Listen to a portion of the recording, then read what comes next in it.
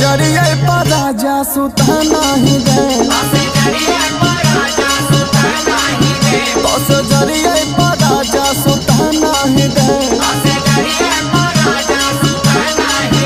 तो सुता नहीं दे, हो सुता नहीं दे, हो सुता नहीं दे, तो से जरिए पर राजा सुता नहीं दे।